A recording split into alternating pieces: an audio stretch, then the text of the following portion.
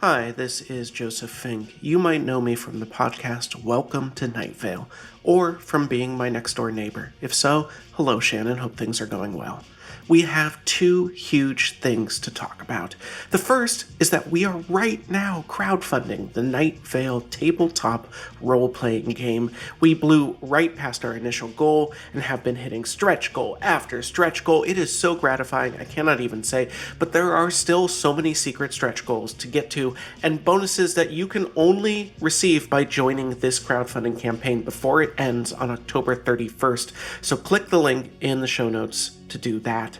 The other is that the second season of our LA detective show, Unlicensed, is coming out on Audible on October 31st. This is a full 12-episode new mystery in which the disappearance of a ghost hunting influencer and the murder of a beekeeper might point to a dangerous secret hidden by California's elite for decades. This season is such a big and complex mystery. Every little detail matters. I'm so proud of this one. It stars Molly Quinn, Lucia Stress, and T.L. Thompson, of course, and features Brennan Lee Mulligan, Demi Adejuibe, and Janet Varney, among others. You could add it to your Audible library now, and you should. One last thing. Looking for a spooky Halloween book? I wrote one a few years back called The Halloween Moon. You can get it wherever you get books, okay? That's enough from me, and hey, thank you. Don't yuck anyone's yum. Don't yee-haw anyone's attaboy. Don't golly gee anyone's gee willikers. Welcome to Night Vale.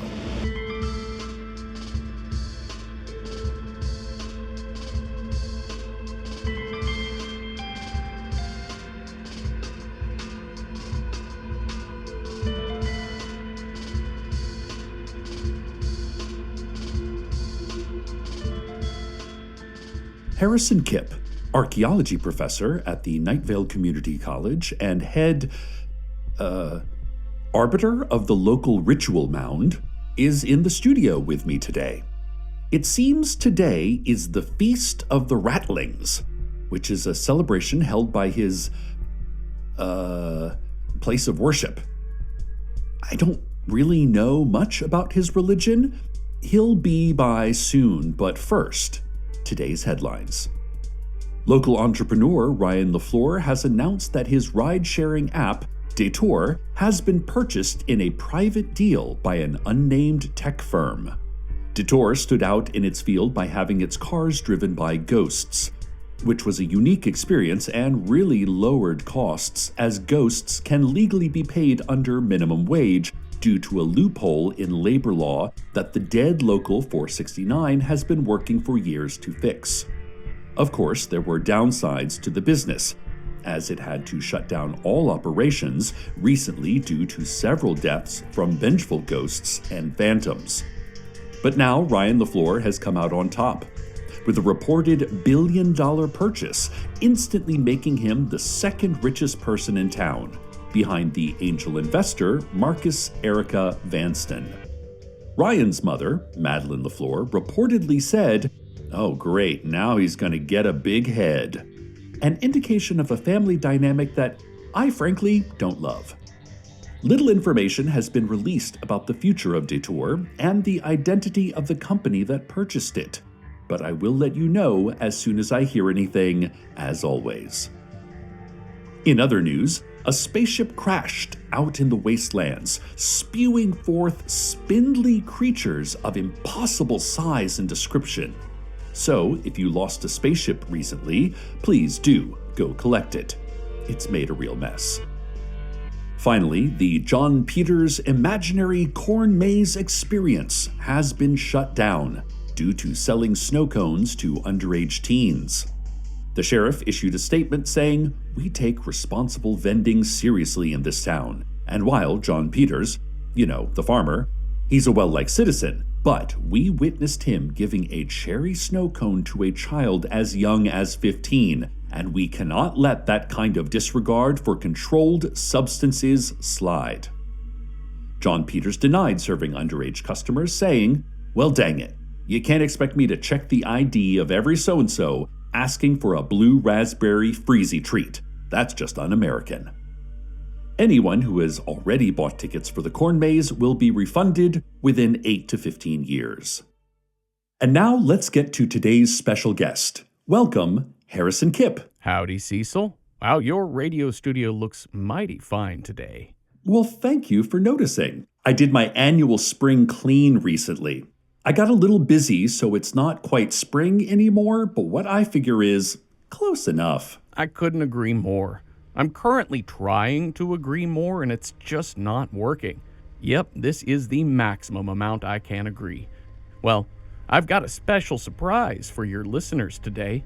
Today is an important day in my faith. You see, 100 years ago, a young woman strode out into the desert and listened to a voice. The voice told her a story, and she wrote down that story, a sacred text, straight from the ether. And then she died and was forgotten. Then 5 years ago, I found her book, and we started a nice little social group around reading it and doing charitable works and midnight sacrifices and such. To celebrate our 5-year anniversary, I brought our sacred text so you can read it on the air, and here it is, the Book of Lost Things. We don't usually do stuff like that. There's rules about separation of church and radio, or something along those lines. I don't remember the details. This is a big privilege we're granting you here, Cecil. Why, you would be the first outsider allowed to gaze upon these blessed pages. It would be the height of rudeness to refuse, and our religion has a rather strict policy on rudeness. Rather strict. What is your religion's name again? You should read from the Book of Lost Things. Chapter 15, verse 3 is a particular favorite of mine. Okay. Well, listeners, here it is.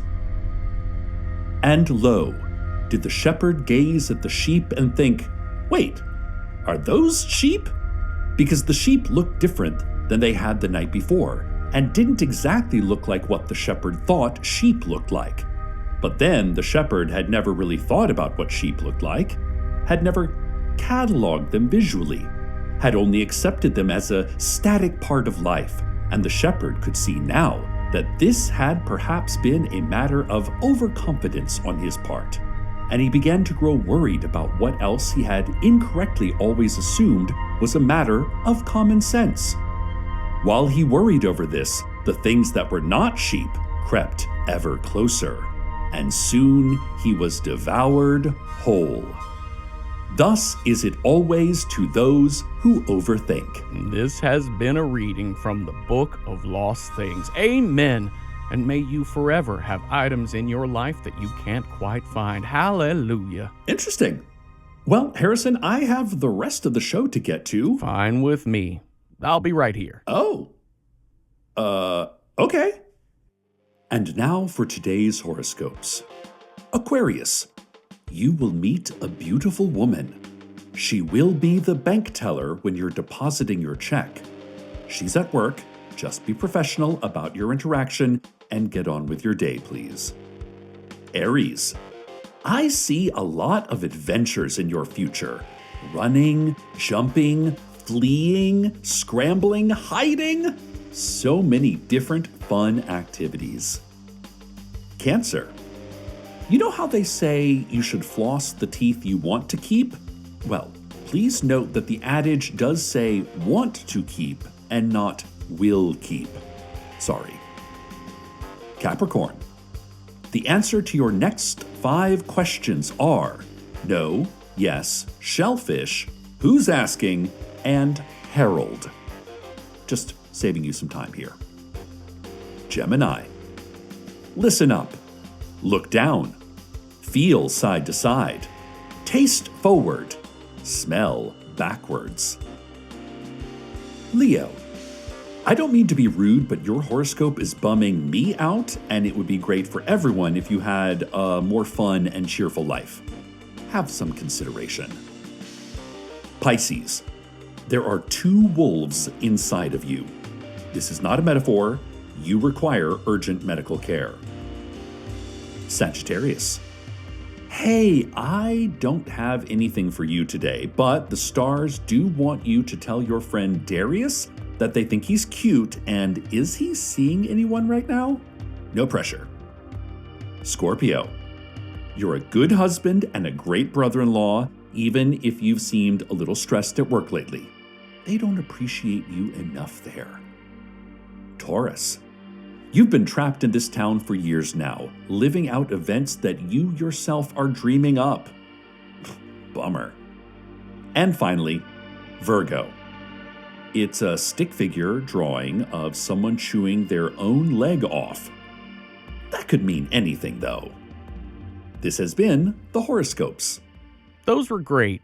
Good job, Cecil. Oh, thank you, Harrison.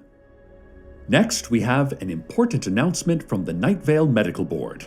It appears there has been a concerning rise in the instances of... Yeah, that sounds important, but we do have even more important stuff to get to first. No dessert until you've eaten your vegetables. In this metaphor, the dessert is news of a possible medical emergency? Yep. And the vegetables... is that most sacred of texts, the Book of Lost Things. Boy, I cannot wait to hear your beautiful voice being made even more beautiful by speaking these holy words. You know, there's always a concerning rise in something anyway, so sure. Let's read your text. The Book of Lost Things, Chapter 1, Verse 8. Why now? Why any time? Why should it not be now? Why do you think you get to ask why? Why does the question why hold so much importance to you? If you could ever know why, if that were ever even a question that held a singular answer, and if you were deemed worthy of knowing that answer, what would you then do with that information? Would you find some practical use in it? Or is the why you are always mulling about merely a bit of stray curiosity, a feeling that if a fact exists, then you must therefore get to know it? Is that what's going on with you? Why don't you just knock it off? How about that? Just knock it off for even 1 second. This has been a reading from the Book of Lost Things. Tough but fair, that book. Let's have a look at traffic. There is a slight backup on Saguaro Drive as a man has gotten out of his car in the middle of the road and is approaching people brandishing a small pebble. Have you heard my podcast? He is asking as he shows them the pebble. It's true crime, he says, indicating the pebble. Check it out! Moving down the road, he flagged down a passing trucker who was just trying to take a load of refrigerators to our local Best Buy. Please rate and review my podcast on iTunes, the man said, waving his pebble frantically at the truck driver. It really helps us out! The truck driver finally managed to inch past the man who chased after him for several blocks with the pebble, calling out, my podcast once won a Webby, and The Guardian called it okay for background listening, before the man's voice was finally lost amongst distance and wind. Stay safe out there. This has been The Traffic. And now a word from our sponsors. Today's show is sponsored by your local friendly ritual mound. No, it's Chick-fil-A. Come on by any time of day or night and someone will be doing something interesting at your local ritual mound. I guarantee it. That's not what the ad copy says. It clearly says that there is no human meat in Chick-fil-A's sandwiches. Guaranteed.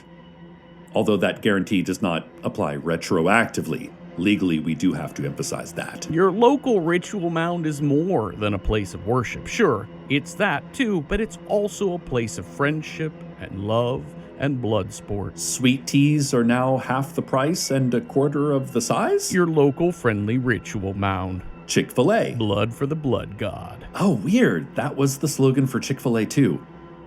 This has been a word from our sponsors. Say, Harrison, while we're here, let's play a little get-to-know-you game, rapid-fire question style. Are you ready? Sure am. Favorite food? Onions. Favorite band? Stan Beaufort's Carolina Jazz Band. They do weddings and such. Great swing to them. Worst childhood trauma? Oh, almost certainly having to go into the cave. Right? Having to go into the cave is the worst, but we all have to do it. Okay. Favorite kind of weather? Weather? Yeah. Favorite kind? I don't know what that is. The weather. Not ringing a bell. Sounds like this. She got bangs and I got sober. I think you'd get along if you were here to get to know her. And you'd understand why I say this. Machine used to kill fascists back in the day. But things got bad, so I finally saw a shrink who said I need to relax, using Xanax instead of weed. Made up childhood drama, spoke of this as our eyes. All while staring at a phone the whole time. I know you'd understand why I never went back inside. I'm buried in bullshit, locked in a system of scamming each other as if love's in the profit margin. Virtue signaling the way out of the maze we're in, forced to compete against each other for a zero-sum win. But this machine used to kill fascists. It used to be a means of liberation from the hegemony. Now it's accessory rebellion for your identity that you can purchase from the counterculture industry. Oh, I know you know what I mean.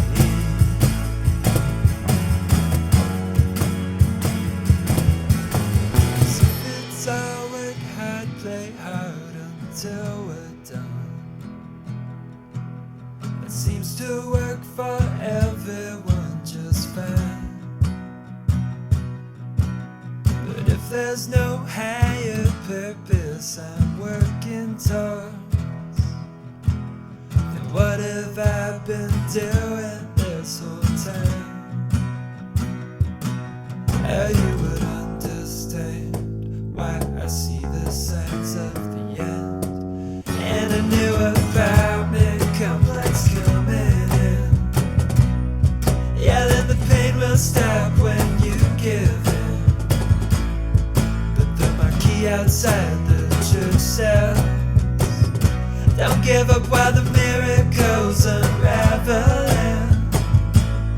And there's a vacant lot by the sea. Suspending disbelief indefinitely.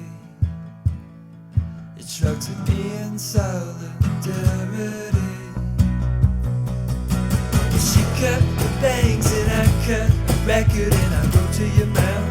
Unsure if it upset her, but I sent her the pictures from our last ride.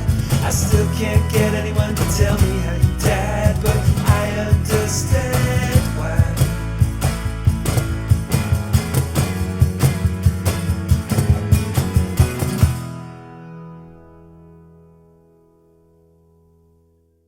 Oh, the weather. Well, I'd say the Beatles. Great. I feel like we all know you a lot better. A final reading from The Book of Lost Things, the final chapter, the final verse. A yo-yo that rolled behind the bed when you were 4, not found until you had graduated from college and your parents turned the room into a home gym when it was finally thrown away. A cat that thought it had found a new adventure but instead found unfamiliar territory. A tree whose bark held a cure for cancer, the final of its species cut down and burnt for pasture land in 2006. The Honda Civic you had when you were 19, the one you had your first real kiss in, passed through a chain of other owners now sitting dusty and undriven in a stranger's front yard. The exact words your grandmother said, the day she spoke to you as one adult to another with an honesty and a directness you found so frightening that you couldn't quite absorb what she was trying to communicate to you, and she never tried again. Miles of your fingernails, millions of your brain cells, a feeling of invincibility, a feeling of your life as the road ahead of you, rather than as a deep ocean that you are swimming in, a feeling that this love you have is the first love, that no one has ever felt love quite like this. Your POG collection, thank God. These, and so much more, scattered out through the world until almost everything is lost to someone until all of us are just so many lost things. May we never be found. This has been a reading from the Book of Lost Things. Wow, that was actually quite pretty. That's right. And it comes straight to us from the big mouth in the sky. What big mouth in the sky? You know, the big human mouth taking up most of the sky. Big red lips, big lolling tongue, blots out the sun. Can't say I've noticed that. Huh. Well, that's weird. You're weird. Well, I'm going to take my book back now, but thanks for having me on. It has certainly been an enlightening experience. Anyone who wants to learn more about my religion, you are welcome to join us for our services every other Tuesday in my backyard. Please bring a shareable snack or beverage. No peanuts. Arnold has an allergy. And don't worry, we never sacrifice newcomers. Almost never. You'll be fine. Stay tuned next for lost things you didn't even know were lost and that you don't even remember ever having. And from all I have lost to all you have lost. Good night, Night Vale. Good night.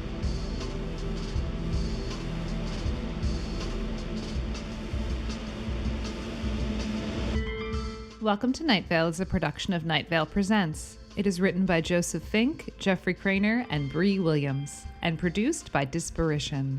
The voice of Harrison Kip is Jeffrey Cranor. The voice of Night Vale is Cecil Baldwin. Original music by Disparition. All of it can be found at disparition.bandcamp.com. This episode's weather was This Machine Used to Kill Fascists by Walter etc. Find out more at walteretc.bandcamp.com. Comments, questions, email us at info@welcometonightvale.com or follow us on Instagram, Tumblr, and TikTok at Night Vale Official. Or dig your toes into cool sand and think about the gap between what we deserve and what we are given. Most importantly, check out welcometonightvale.com, where we have a twice-monthly mailing list that is the best way to keep up to date directly from us to you. Plus, every email contains a personal recommendation from either Jeffrey or Joseph. Books, podcasts, movies, things to do in life. Hear it from us, only in your inbox. Today's proverb, as the great Emerald used to say, bang